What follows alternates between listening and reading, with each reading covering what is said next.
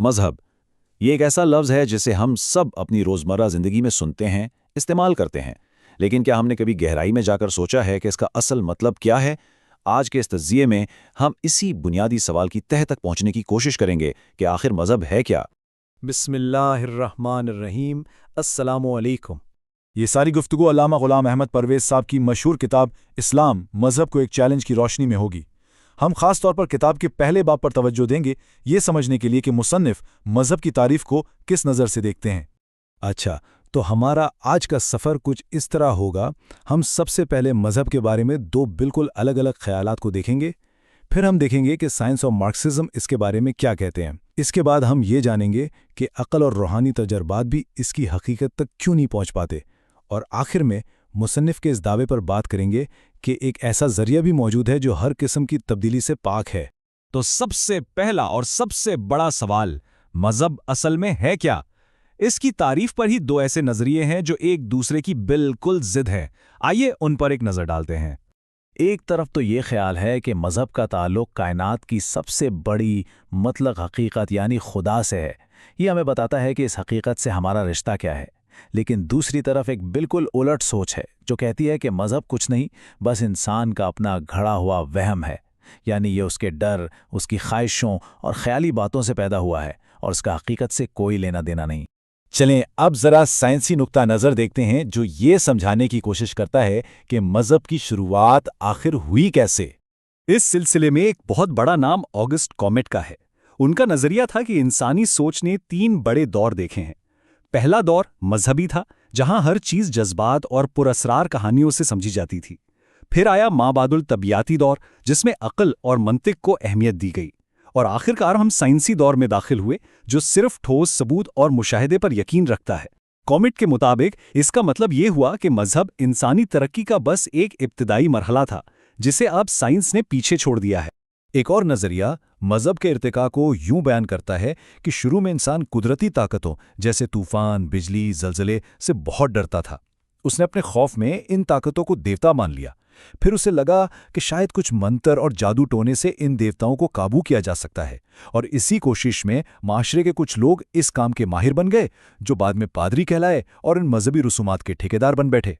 अब हम मज़हब पर एक बिल्कुल मुख्तलिफ ज़ावे से की गई तनकीद की तरफ चलते हैं, यानी सियासी और मुआशी नुक्ते नज़र से, जिसे मार्क्सी नज़रिया भी कहते हैं। इस नज़रिए के मुताबिक खुदा का तसव्वुर असल में ज़मीन के बादशाहों को देखकर बनाया गया। जैसे एक बादशाह अपनी मर्जी का मालिक होता है, जो चाहे हुक्म दे, वैसे ही खुदा को एक बहुत बड़ा जाबिर हुक्मरान समझ लिया गया, जिससे सिर्फ डरना चाहिए। और इसी सोच से मार्क्सिज्म का वो मशहूर ज़माना ख्याल सामने आया कि मज़हब अवाम के लिए अफ़यून है, यानी हुक्मरान तबका मज़हब को एक नशे की तरह इस्तेमाल करता है। वो गरीबों को ये कहकर चुप करा देता है कि उनकी तकलीफ़ें खुदा की मर्ज़ी हैं, ताकि वो अपनी बुरी किस्मत पर राज़ी रहें, सवाल ना करें और कभी अपने हक़ के लिए खड़े ना हो। अब मुसन्निफ़ बात को आगे बढ़ाते हैं। वो कहते हैं कि सिर्फ साइंस और मार्क्सिज्म ही नहीं, बल्कि फ़लसफ़ा और तसव्वुफ़ जैसे रास्ते भी मज़हब की असल हकीकत तक पहुँचने में पूरी तरह कामयाब नहीं हो पाए। आइए देखते हैं वो ऐसा क्यों कहते हैं। मुसन्निफ़ के मुताबिक साइंस जितनी ज़्यादा तरक्की करती है, वो उतनी ही तजरीदी यानी एब्स्ट्रैक्ट होती चली जाती है। वो ज़िंदगी की ठोस हकीकतों से दूर हो जाती है। इसके बरक्स मज़हब की कोशिश होती है कि वो ज़िंदगी की हकीकत के करीब रहे और इंसान को उसकी ज़िंदगी का कोई मतलब समझाए। यहाँ मुसन्निफ़ दो और रास्तों की कमज़ोरियों की निशानदेही करते हैं।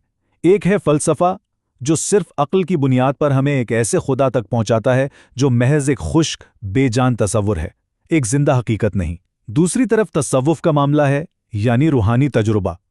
सूफी का तजुर्बा इतना ज़ाती होता है कि वो उससे किसी दूसरे को समझा ही नहीं सकता, और ना ही उसके पास ये साबित करने का कोई ज़रिया होता है कि जो उसने देखा या महसूस किया वो वाकई हकीकत थी या सिर्फ उसके अपने जहन का खेल।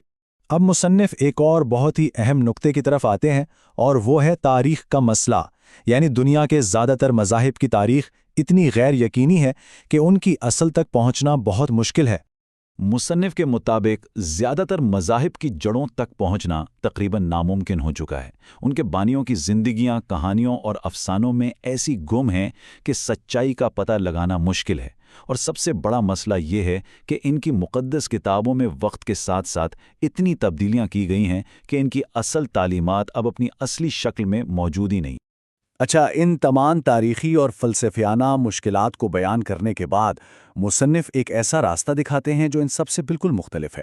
وہ کہتے ہیں کہ اس سب میں ایک استثناء ہے، اور وہ ہے اسلام کا دین۔ یہاں مصنف ایک بہت بڑا اور واضح فرق بتاتے ہیں۔